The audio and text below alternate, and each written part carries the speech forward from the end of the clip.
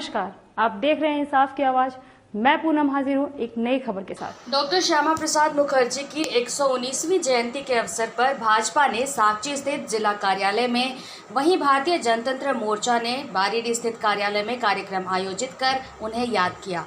इस मौके पर भाजपा के जमशेदपुर सांसद विद्युत वरण महतो एवं पूर्व मुख्यमंत्री सह केंद्रीय उपाध्यक्ष रघुवर दास ने भाजपा के साकची कार्यालय में डॉक्टर श्यामा प्रसाद मुखर्जी के तस्वीर पर पुष्प अर्पित कर उन्हें नमन किया। वहीं उनके द्वारा किए गए कार्यों को याद करते हुए कहा कि 1951 में तत्कालीन प्रधानमंत्री जवाहरलाल नेहरू के कैबिनेट में उद्योग मंत्री बने, लेकिन हिंदुओं के साथ हो रही दुर्भावना और अत्याचार के खिलाफ उन्हें आवाज उठाते हुए अपने पद से इस्तीफा दे दिया और जनसंघ की स्थापना की। उनका सपना था कि एक देश एक संविधान भारत बनेगा आत्मनिर्भर, जिसे भारत के वर्तमान प्रधानमंत्री नरेंद्र मोदी ने पूरा किया। उनकी इस सोच की वजह से ही आज हमारा देश विश्व में सबसे मजबूत लोकतंत्र देश माना जाता है। 23 जून डॉक्टर श्यामा प्रसाद मुखर्जी की पुण्यतिथि बंद करना है और 6 जुलाई डॉक्टर श्यामा प्रसाद मुखर्जी जी की जन्मतिथि।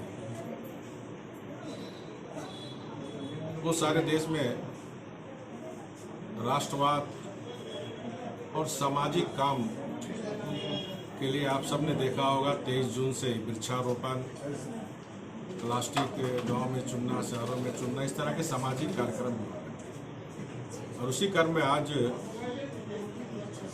महानगर भारतीय जनता पार्टी के द्वारा आयोजित डॉक्टर श्यामा प्रसाद मुखर्जी जयंती अवसर पर मंचों के साथ हमारे सांसद, हमारे जिला अध्यक्ष और पार्टी के सभी वरिष्ठ नेतागण उपस्थित हैं।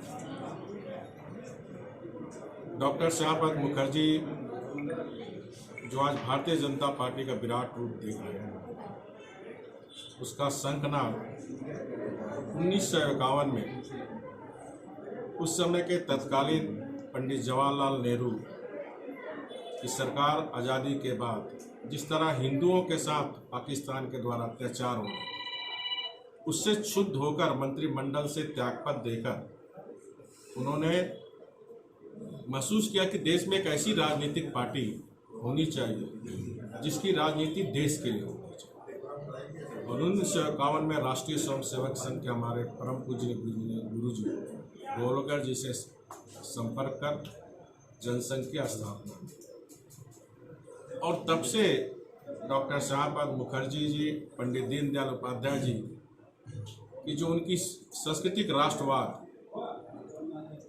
जो विरासत में हमें मिली थी, आज जनसंघ और भारतीय जनता पार्टी के सभी कार्यकर्ता उस विरासत के को बढ़ाते हुए आज भारतीय जनता पार्टी दुनिया की सबसे बड़ी पार्टी है।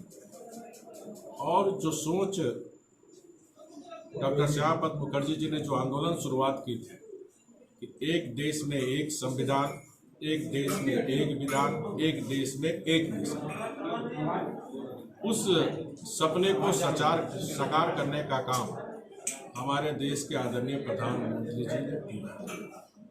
एक देश में एक संविधान, एक भारत श्रेष्ठ भारत, ये सपना डॉक्टर श्यामा प्रसाद मुखर्जी जी की थी, जिसको माननीय प्रधानमंत्री जी ने पूरा किया। मालूम है कि श्यामा प्रसाद मुखर्जी ने, जिन्होंने 1951 में जनसंघ की स्थापना की और एक ऐसी पार्टी का उनका परिकल्पना था, ऐसे संगठन का परिकल्पना था जिससे राष्ट्र और राष्ट्र की जो समर्पित भाव से जो राष्ट्र सेवा कर सके, ऐसे पार्टी की आवश्यकता थी। उन्होंने जनसंघ की स्थापना की और बहुत ही मेधावी छात्र रहे अपने जीवन काल में। मात्र 23 साल में उन्होंने बैरिस्टरी पास की। 30 साल की उम्र में कलकत्ता विश्वविद्यालय के उन्होंने चांसलर बना और जब देश आज़ाद हुआ, आज़ादी की लड़ाई में अग्रिम पंक्ति में खड़े रहे और आज़ाद होने के बाद उन्होंने उद्योग मंत्री का दर्जा दिया। जिन्हें आज जो इंफ्रास्ट्रक्चर देख रहे हैं पूरा देश का उद्योग का श्यामा प्रसाद मुखर्जी का देन है, जैसे SCL वगैरह, जैसे दादा ने बोला बरौनी, सिदरी, तो आत्मनिर्भर भारत का परिकल्पना का नींव नहीं सका उन्होंने रख दी थी, जो हमारे परम आदरणीय प्रधानमंत्री आदरणीय नरेंद्र भाई मोदी जी ने इससे साकार करते हुए आप देख रहे होंगे इन्होंने जिस कश्मीर, इस जम्मू कश्मीर को लोगों ने अलग से एक विधान, एक प्रधान, एक निशान, 2 निशान बना दिया था। उनका परिकल्पना था देश में एक ही विधान हो, एक ही निशान हो, एक ही प्रधान हो। आज उनको साकार देश के प्रधानमंत्री जी ने किया है, इसीलिए इनको मैं पुनः श्रद्धासुमन अर्पित करता हूँ। इधर भारतीय जनतंत्र मोर्चा ने भी बारीडीह स्थित कार्यालय में डॉक्टर श्यामा प्रसाद मुखर्जी की जयंती मनाई। इस मौके पर पार्टी के सुप्रीमो सरयू राय ने मुखर्जी की तस्वीर पर पुष्प अर्पित की और कार्यालय परिसर के आसपास पौधारोपण कर प्रकृति संरक्षण का संदेश दिया। इस दौरान उन्होंने श्यामा प्रसाद को याद करते हुए कहा कि वे काफी कम उम्र में ही जनसेवा के कार्य से जुड़ गए थे। उनके उद्योग मंत्री बनने के बाद जमशेदपुर के उद्योग नगर पर भी उनका काफी योगदान रहा है, लेकिन कैबिनेट में मंत्री रहते हुए कश्मीर को भारत से अलग करने की साजिश और 370 कानून का विरोध करते थे। इसके अलावा भारत पाकिस्तान के मामले में सुलह कराने का पूरा प्रयास कर रहे थे, लेकिन जब उसमें सफल नहीं हुए तो उन्होंने अपने पद से इस्तीफा दे दिया। जो हिंदुत्व की लड़ाई में यह निर्णय काफ़ी अहम माना जाता है। विधायक सरयू राय ने इस मौके पर टाटा स्टील से श्यामा प्रसाद मुखर्जी के स्मारक और प्रतिमा स्थापित करने के लिए भूमि आवंटित करने की मांग की है। मुखर्जी की जयंती है।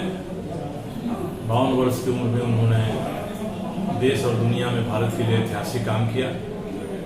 राष्ट्रभक्ति की धारा पर आधारित राजनीतिक दल का उन्होंने गठन किया और कश्मीर को भारत से अलग करने की जो साजिश हो रही थी उसका विरोध किया, 370 धारा का विरोध किया। उन्हीं की बदौलत आज कश्मीर भारत के साथ है और जो अन्याय हो रहा था, जो हिंदू विभाजन के बाद पाकिस्तान में रह गए थे, उनके लिए उन्होंने ठोस उपाय कराने का प्रयास किया। नहीं हुआ तो पंडित जवाहरलाल नेहरू की कैबिनेट से उन्होंने इस्तीफा दे दिया।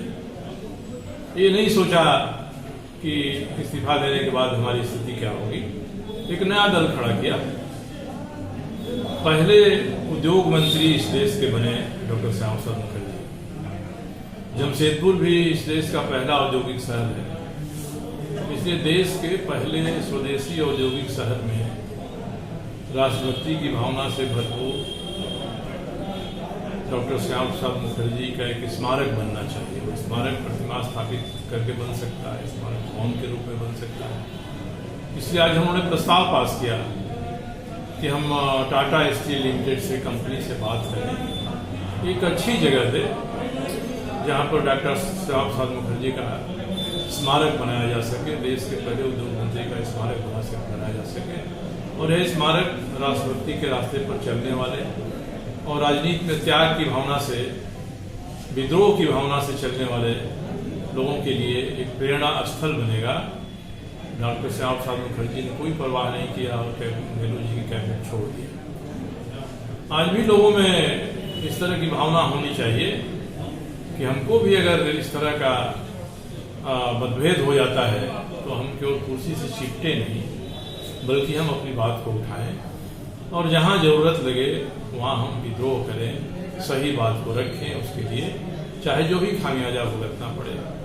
तो डॉक्टर श्यामा प्रसाद मुखर्जी का जो जमशेदपुर में स्मारक होगा वो इसी भावना के अनुरूप होगा। हमें उम्मीद है कि टाटा स्टील हम लोग के प्रस्ताव पर विचार करेगी, एक अच्छी जगह देगी जहाँ हम लोग उनका स्मारक बनाएंगे। अभी के लिए बस इतना ही। दिन भर की ताजा अपडेट के लिए हमारे चैनल को लाइक, सब्सक्राइब और शेयर करना न भूलें।